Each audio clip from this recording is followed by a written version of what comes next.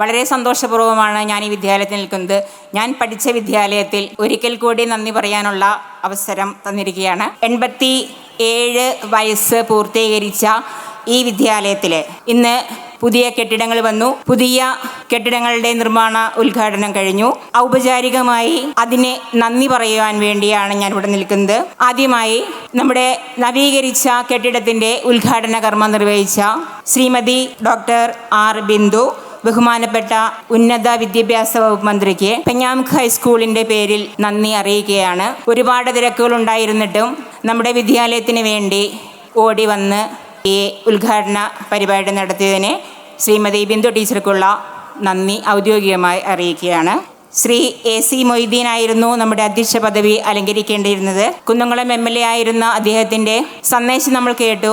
അദ്ദേഹത്തിനും നന്ദി അറിയിക്കുന്നു. തുടർന്ന് കാട്ടാമ്പാൽ ഗ്രാമപഞ്ചായത്ത് പ്രസിഡന്റായ ശ്രീമതി ES രേഷ്മ ടീച്ചറായിരുന്നു നമ്മുടെ അധ്യക്ഷയായി തുടർന്ന് ഇരുന്നിരുന്നത്.